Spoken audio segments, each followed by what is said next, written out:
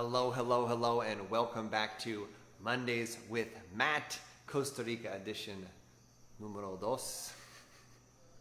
This is going to be my final Mondays with Matt from the beautiful location of Mosara, Costa Rica.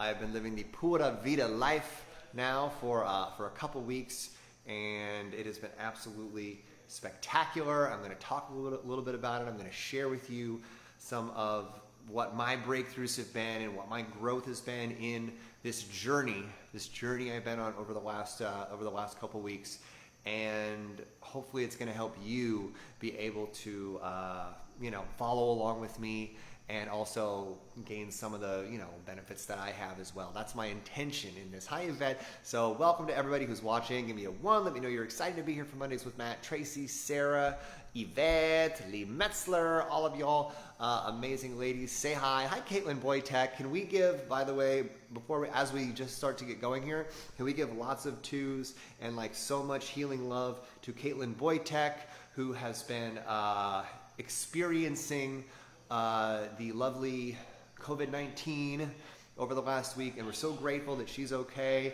and she's coming through it. She's on the other side of it. So let's give Caitlin lots of twos, lots of healing, lots of love. We're so grateful that you're okay, my dear. Truly, truly, truly. And that you're healing and that you're getting better, and you're going to be back to 100% in no time. It's so good to see you too, Fosca. Hi, Baila. Hi, Karen Wenke. Yes, I am. It's been truly a transformational experience, and I can't even tell you the amount of growth, the amount of breakthroughs, the amount of healing I've experienced over the course of the last, let's see if I can get this thing a little higher. It's at Fahrenheit. Hi, Betsy Wurzel. So nice to see you.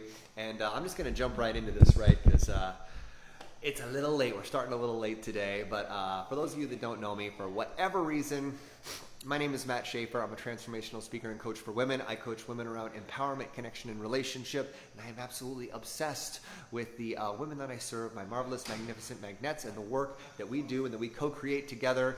And this is my weekly co-creative live I have been doing every week, every Monday since January 2nd of 2017. Mondays with Matt. This is my weekly co-creative dialogue that I do with you, the members of my magnetic, marvelous Magnet Nation. I love serving y'all so much, and I love connecting with you each and every week, even if I'm down in the jungle with crazy jungle hair, as I have right now. And so for those of you that may not have been watching last week or whatever, I came down here to Costa Rica to help my friends with a plant medicine retreat, my friends Aaron and Victor. And it's truly been an absolutely profound experience here in Costa Rica. And for those of you that don't know about the plant medicine, I did this in March as well and had a profound experience. Hi, Joanne Bateman. Give me a 1 if y'all have ever done any kind of plant medicine. Because on this retreat, we did ayahuasca, which is a very deep, sacred, spiritual medicine, and wachuma, which is a San Pedro. It's a type of cactus, and these are psychedelics. These are incredibly profound healing medicines. And I just have to start by saying that when I arrived down here to Costa Rica, when I arrived to Costa Rica to help my friends with this retreat and to experience it with them, I was in a very rough place. And I don't talk about that sort of thing a lot with y'all because I always want to be, inspiring you to, step into your best self and get you excited and inspired about, moving into your life. Yeah, and let me know in the comments if you have done plant medicine, what kind have you done? Melissa's done peyote. But what I want to share is that when I got to Costa Rica just now, I wanted to show up as my best self. And I will be honest with you. As I got to Costa Rica about a week ago, I was not my best self. I was extremely brittle. I was extremely exhausted, not just physically, but like emotionally, spiritually, like on every level. I have been in a great deal. I've been in a great deal of pain, and I've been getting more and more exhausted. right? Because over the course of the last 3 months, I've had a breakup of a very significant relationship. Then I decided I was going to move to Austin. I had to find a new place in Austin. I had to do a big course launch. I had to do the whole fulfillment cycle for that course, plan my move, go to my sister's wedding, and then move across the country, and then move into my new place, and then get settled into my new place. And it's just been this vast, disorienting cycle. And let me know if you've had a season like that in your own life. Just a disorienting cycle of one event after another, after another, after another, after another, after another. And it's like you almost don't have time to catch your breath. You almost don't have time to like even process or integrate any of the things that are happening to you. Have you ever been through a season of your life like that? Yeah, because that's what the last 3 months have been for me. And the pain, the pain that started with the ending of my relationship, which I truly wanted. Oh yes, oh my God! And Heather's reminding me. And within that same container, I had I had a pretty significant sort of near-death experience where I fell down a mountain with my dog and saving his life. It's been a brutal 3 months, and I did what I had to do to keep things moving forward. But at the same time, when we're in continuous motion like this, and we're just going and going and going and going and going, what we don't have time to do, or what a lot of times we forget to do, we forget to check in with ourselves. We forget to integrate. We forget to rest. And you know what happens when you're in continuous motion and you've got unresolved trauma or unresolved pain, and you're just moving, going, because there's always 15 things to do? Guess what happens? At least this is what happened to me. My energy meter just kept getting, and I just kept getting just wound tighter and tighter and tighter, and I kept getting stretched further and further and further and further. You know what I'm saying? And I got down. I never had time to sit down with my emotions, sit down with my pain, sit down with myself and ask myself, how am I feeling about this? Give myself time to really look at myself and to feel what I was feeling, because I literally felt that I didn't have the time. And was that a degree of deflection? Maybe. You know what I'm saying? But at the end of the day, it was what it was, but I didn't realize, because here's the tricky part, right? Is that when you're so busy, you don't even realize how far outside of yourself you have become. And I got down to Costa Rica, and I was a brittle, kind of beaten up, shook up, I felt like a shell of myself. And as I met with my beautiful friends, and I'm in this beautiful environment, and I actually started to check in with myself, I realized that I had been pulled so far out of myself. And it was a scary thing to think about, because I'm a pretty self-aware guy, right? This is what I do for a living. And what I want to invite all of you to do, right? The theme of this week's show is returning to yourself. Because this can happen to anyone, right? And as I arrived in Costa Rica, as I arrived at this full circle moment, I realized that I didn't even really recognize myself. I was brittle. I was emotionally kind of unstable. I had terrible anxiety. I had all this unresolved pain around my ex-girlfriend. I had all this stuff coming up, and I was just circling the drain. You know what I'm saying? And again, Tamara says it was hard. It's hard to tell, right? Well, that's because I've gotten very good over the years of hiding my pain from people in my life, and a lot of that's a deflection, because if I don't have to deal with anybody else, then I don't have to deal with it with myself, right? But one of the beautiful things about plant medicine, about ayahuasca, about Wachuma, about San Pedro, is that it gives you a container, and it gives you a vehicle from which you get to reconnect with who you are. You get to reconnect with your own inherent divinity. You get to reconnect with your feelings, right? Because what happens to me is when I get pulled really far outside of myself, I struggle to connect. I struggle to even remember what it feels like to feel good. Have y'all ever been there? Hi, Liz Rose. So nice to see you. Hi, Bree. And so part one of the Mat Challenge today is I'm inviting each and every one of you to take a moment, to take some time, to truly take some time, whether that be an hour, a couple hours, even if you can just squeeze out half an hour, but the more time the better, and to really sit with yourself. To sit with yourself and ask yourself, right? How am I truly feeling? Do I feel like an authentic expression of myself right now? Or have I become distorted? Have I become distorted by the continuum of what I've been experiencing? We're all, and Rosa says, so hard to keep up with all the craziness. I get it, Rosa. I get it. And life is life it isn't always hard, but life can be hard. Life can be challenging, right? And it's okay. I want to let all of you know I'm sharing this whole experience as an example of the fact that this happens to people. It happens where we get distorted, where we get bent out of shape, where, something goes sideways and all of a sudden we barely recognize ourselves. It's okay if that's happened. It's part human nature, right, for us to sort of like get out of alignment. This happens, okay? So if you're in that space, Burju says, I've been there since 2019. Well, the beautiful thing, Burju, is that you're doing the work, Burju. And I'm so proud of you. Burju is one of my clients. Burju is doing the work to return to herself. And I'm here to tell you that our main job on this planet, right, is to return to ourselves, to return to our truth, to connect to the deepest, most authentic expression of who we are. That is our only jobs that we are meant to have for our life. Our entire job for our life, our divine mandate, is to connect with the deepest, truest expression of who we are and to share that with the world. Does this make sense?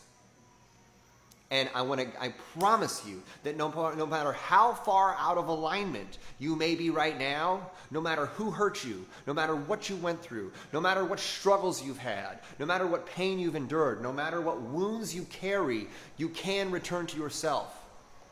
You can heal. You can come back into alignment. You can save your own life. You are the hero you have been waiting for. If you are willing to do the work, right, and the first most fundamental step in returning to yourself, right, is to bring awareness to the fact that you are out of alignment. Are you with me here? Step one. Recognize that you are no longer in alignment with what you truly, deeply believe and know yourself to be.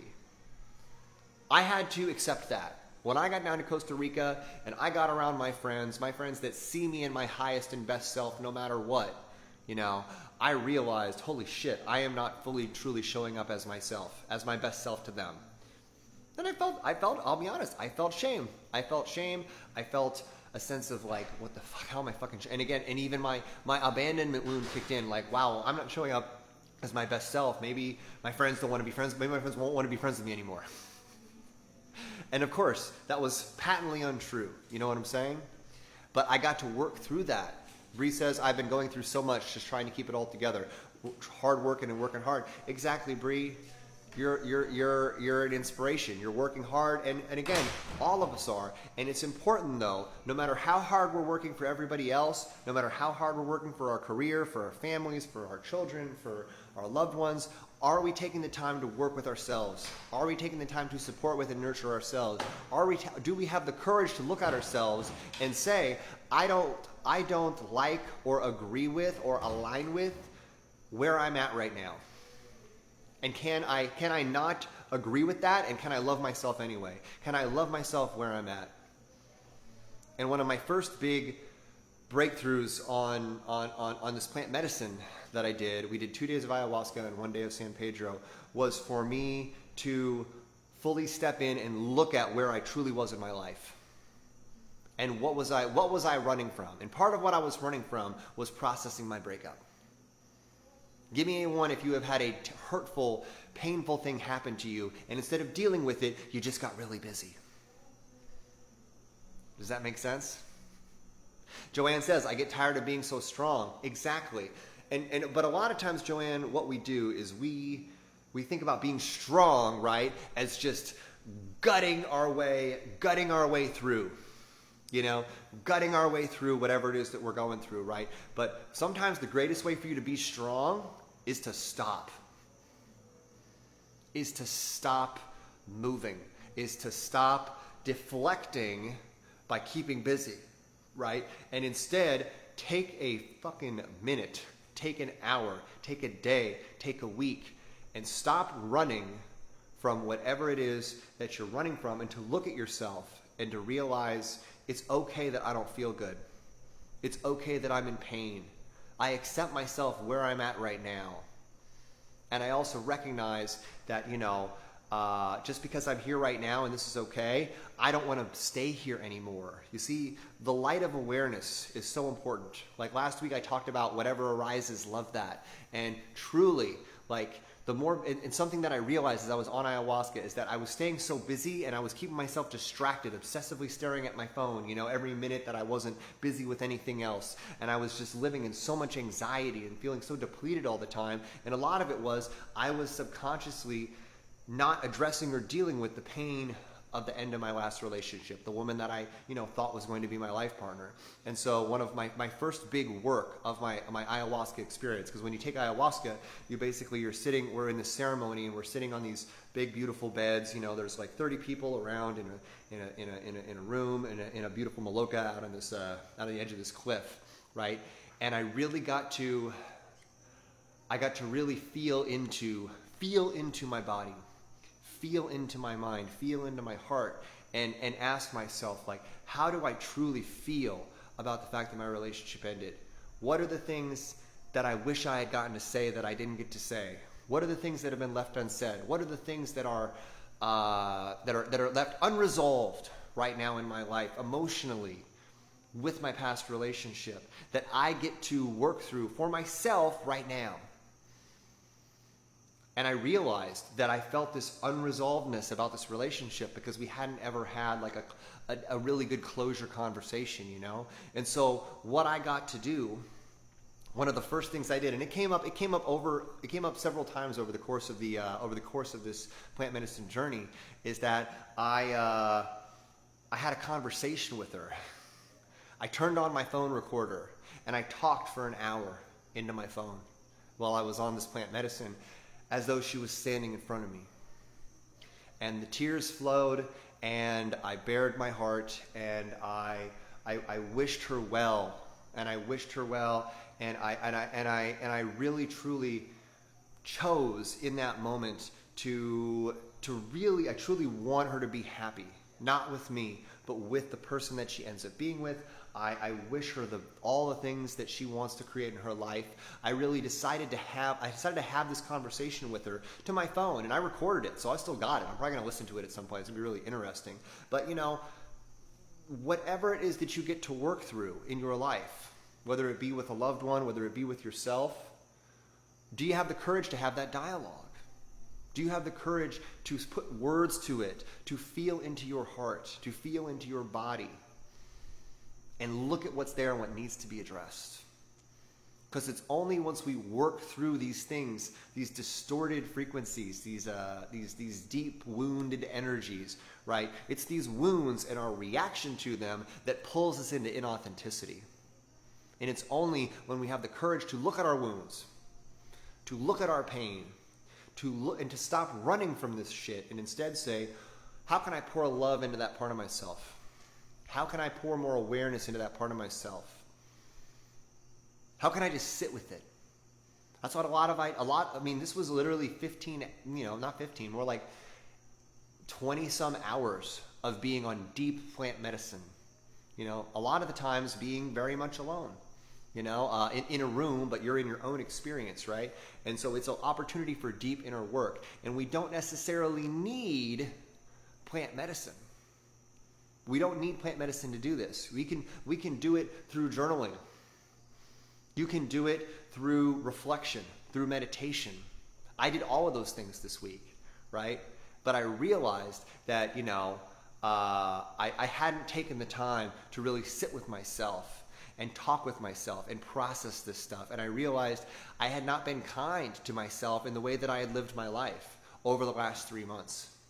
And I was engaging in mildly self-destructive behaviors, drinking more than I normally do, which is not very much, and just doing a lot of things that are just not in alignment with who I am. And it was all out of pain avoidance. And so when we operate from pain avoidance, a lot of times, we get pulled away from who we truly are. We get pulled away from the depth of our identity. And so the first step is to recognize if you are in alignment or not. And if you're not in alignment with who you know and truly understand yourself to be, how far out of alignment have you gotten? And what are the behaviors that are pulling you further in that direction? Is it drinking? Is it being endlessly distracted? I realized I was continually distracting myself as a way of medicating and keeping myself disconnected from my pain. Bila said, I had it at myself this week when my boyfriend went to do it. I'm still recovering.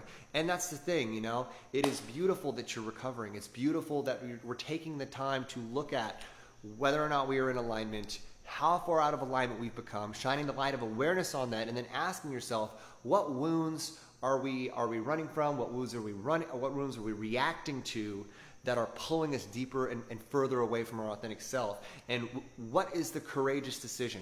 How can we stop doing those avoidant behaviors, stop doing those distractive behaviors, stop medicating away this pain, and instead just look at it and love it. Look at it and love it and hold space for it. And what is it going to take for you to let it go? Because that's how we return to ourselves. What the last week has represented to me is profound healing.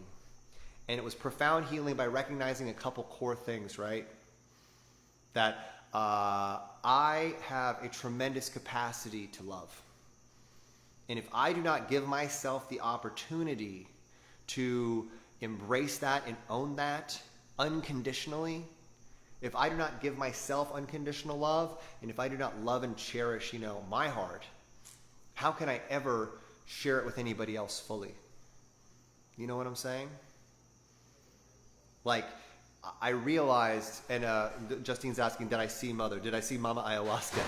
I did not see her face this time the way that I saw her face last time. I saw Mama, but I saw Mama in March when I was here. This time I did not see her face, but I felt profound, incredible healing. I had beautiful, expansive visualizations. I visualized myself having a last dance with Becky Jean. I had a beautiful last dance with her, you know, and I said all the things that I needed to say to her. I allowed my heart to open, right? Both to release her and also to allow myself to love and heal my own heart. And so part of what it means to be in alignment with yourself, part of what it means to return to self is return to your heart, is to allow yourself to open up and to truly see that you are worthy of love, no matter how you've been hurt in the past. Because if we hold ourselves, if we close off our hearts, you know, and we make up a story that we're not worthy of being loved, or that we're not worthy of sharing love with someone who's beautiful and inspiring to us, then all we're going to do is wall ourselves off from the world. And I'm here to tell you that that is a pathway to misalignment. That is a pathway to inauthenticity. That is a pathway to pain and to self-destruction. It truly is. And I realized on this journey over this last week that the biggest and most profound thing I get to do that I had gotten away from is truly and consciously practice loving myself and celebrating myself and allowing myself to receive love from the people that care about me, from my dear friends, my soul family down here. You know, I don't need to be perfect to be loved by them. And that was really healing for me. It was really healing for me because I found myself after like the first night of ayahuasca, like being like, guys, I'm sorry. Because I was feeling fear. I was feeling fear of abandonment because like, oh, I'm not being the perfect, entertaining maestro that I normally am. Maybe I'm being boring, or I just wasn't showing up as my best self. But the cool thing is that the people that truly love you, the people that truly understand and appreciate you for who you are, they don't need you to be at your best self. It's not about you being at your best self. They love you for who you are at your deepest level. You know what I'm saying? And one of the greatest gifts we can give ourselves is to allow ourselves to be messy, allow ourselves to be real, to be raw, to be authentic, to be open with the people that we care about. That's why I'm doing that with y'all too. You know, I want y'all to see my edges too, and see my failings and my vulnerabilities. You know, because I love you, and I want to be an example of, you know, I want you to experience the kind of love and acceptance that I do, you know. And if we can't do it for ourselves, then we can't expect anyone else, we can't expect ourselves to be able to receive it from anybody else. If you can't receive it from yourself, you're not going to be able to fully receive it from anybody else. Does that make sense? Give me one if this makes sense. Thank you, Giselle. That means so much.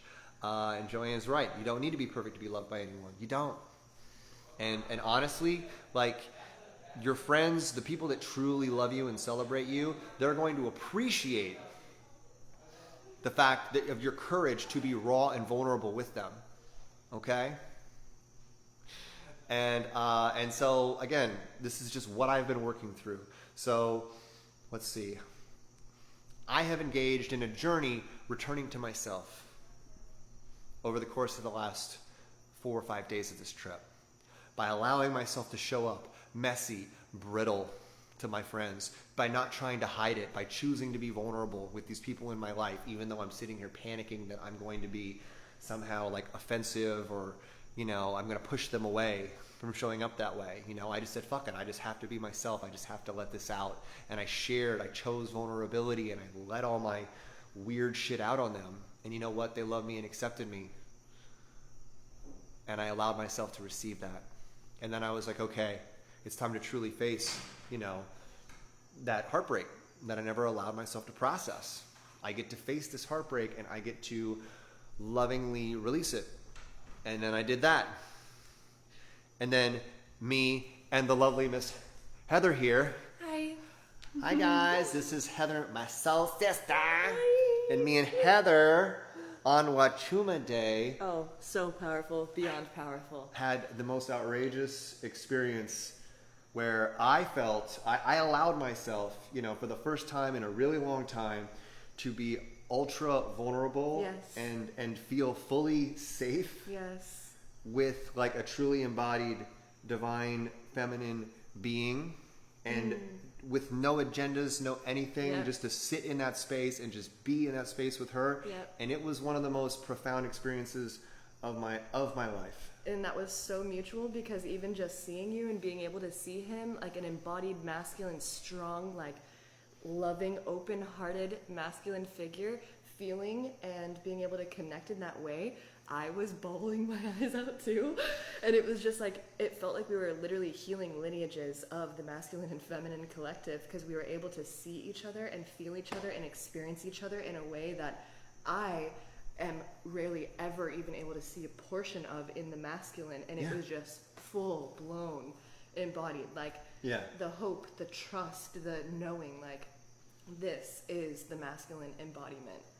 Exactly. Yeah, it was incredible. It was incredible. And we both ascended to like our highest expression by sharing our deepest vulnerabilities and our wounds with each other. Yes, You yes, know? and that's the work.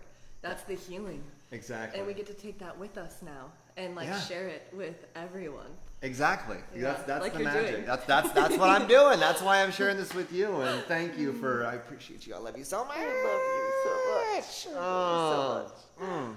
And more to come from us too. Yes. So stay tuned. Oh yeah, stay tuned. We're gonna be doing some magic. Yeah. I'll be out there in just a second. Okay. So, and it's such a huge, I'm so glad she came through at that exact moment, because I'm telling you, like, there are a few things I just want to share to all the women out there. The masculine is crying out for the connection and the love and the safety of the divine feminine. We are dying for it. We are thirsting for it in the deepest possible way. And that can only be accomplished through courageous vulnerability. It can only be accomplished by allowing our wounded, raw selves to be seen and celebrated and received by each other. And Heather and I had an experience of that was absolutely mind-boggling a couple days ago, you know. And it's possible. It's possible for all of us to do this with each other. You know what I'm saying? And when we heal, when we allow ourselves to see and experience and receive each other, we allow ourselves to heal, right? Because at the end of the day, isn't our deepest fear that if they see who we truly are, that we are, they're going to figure out we're unlovable. They're going to see the monster that we see ourselves as.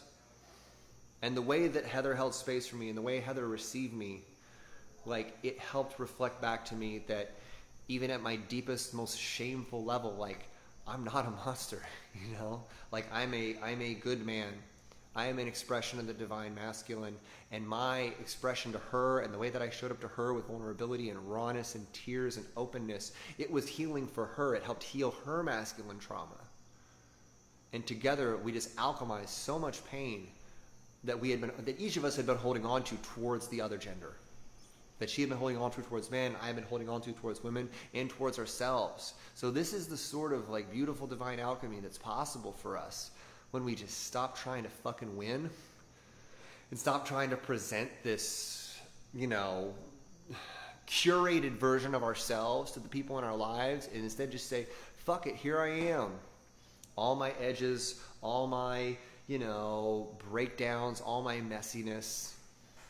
And you either get to receive me and understand that and cherish that and celebrate that, or you just don't get to be in my space, because I know fundamentally my truest self is pure divine radiance, you know, and like none of you out there are monsters. None of you out there are unworthy of being loved or unlovable or anything like that. Okay, so you know this live has been a little all over the place, as it would be. Because of this like spirit journey that I've been on for the last 4 days. But the journey back to myself, it began with cultivating awareness and having that oh shit moment of how far out of myself I had been pulled. Then it was identifying, this is the Matt challenge, you know, figuring out, checking in and asking yourself, how far of alignment with myself am I right now? And then the second step is asking, why am I out of alignment? Why am I feeling so inauthentic? How am I not feeling like myself? And for me, that was realizing that I had not processed my breakup. I had been struggling and pushing and forcing and going and going, and my body was breaking down. My digestive system's wrecked. I've got adrenal fatigue. I've been running from this heartbreak, and I'm out of gas. And then accepting where you're at. Step 3 is accepting that you are not in deepest alignment with yourself right now. You're in breakdown, and that's perfect. And that's okay. And then asking yourself, now that I have this awareness and I have accepted where I'm at, what are the steps I get to take? What do I get to face to process and begin the journey back to myself? And you've heard a little bit about what I did, right? I allowed myself to be radically open and vulnerable with my friends.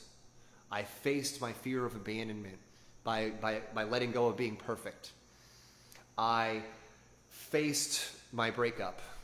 I had the conversation that I'll never get to have with her to my phone, and I visualized her there. I had a last dance with her in the 5th dimension.